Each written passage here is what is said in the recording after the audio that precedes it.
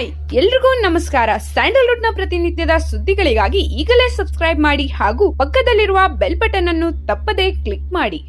ಸರಿಗಮಪ season 16ರ ವೇದಿಕೆ ಮೇಲೆ ಮೋನಮ್ಮಳಿಗೆ ಸಂಗೀತ ಪಾಠ ಮಾಡಿದ ಮೆಹಬೂಬ್ ಸಾಬ್. ಹೌದು, ಹೀಗೊಂದು ಘಟನೆ ಸರಿಗಮಪ ಸೀಸನ್ 16ರ ಕಳೆದ ಸಂಚಿಕೆಯಲ್ಲಿ ನಡೆಯಿತು. ಅಷ್ಟಕ್ಕೂ ಆಗಿದ್ದಾದರೂ ಏನೆಂದರೆ ಡ್ಯುಯೆಟ್ ರೌಂಡ್ ಇದ್ದ ಕಾರಣ ಮೆಹಬೂಬ್ ಸಾಬ್ ಹಾಗೂ ಮೋನಮ್ಮ ಒಟ್ಟಿಗೆ ಭಾಗ್ಯದ ಬೆಳೆಗಾರ ಹಾಡಿದರು. ಇದಕ್ಕೆ ವಿಜಯ್ ಪ್ರಕಾಶ್ ಅವರು ಮೊದಲಿಗೆ ಮೆಹಬೂಬ್ ಸಾಬ್ ಅವರಿಗೆ ಸರಿಗಮಪ ಸೀಸನ್ 16ರ ವೇದಿಕೆ ಮೇಲೆ ಬಂದು ಹಾಡಿದ್ದಕ್ಕೆ ಧನ್ಯವಾದ ತಿಳಿಸಿದರು.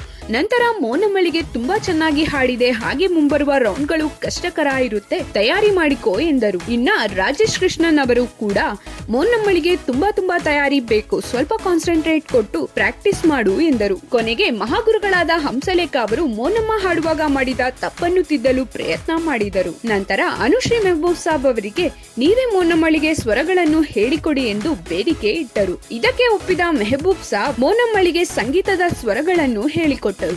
ಆ ಸಂದರ್ಭ ನೋಡಿ ಅನುಶ್ರೀ ಇದು ಮೆಹಬೂಬ್ ಸಾಬ್ ಅಲ್ಲ, ಅವರ ಒಳಗಡೆ ಇರುವ ಅಜ್ಜಿಯ ಸಂಗೀತದ ಪಾಠ ಹೇಳ್ಕೊಡ್ತಿದ್ದಾರೆ, ಇದನ್ನು ನೀನು ಚೆನ್ನಾಗಿ ಕಲಿತುಕೋ ಎಂದು ಮೋನಮ್ಮಳಿಗೆ ತಿಳಿಸಿ ಮೆಹಬೂಬ್ ಸಾಬ್ ಬಗ್ಗೆ ಸಂತೋಷ ಪಟ್ಟರು. ಇನ್ನ ಮೋನಮ್ಮಳ ಪರ್ಫಾರ್ಮೆನ್ಸ್ಗೆ ಜೂರಿಗಳು 89.3% ನೀಡಿದರು.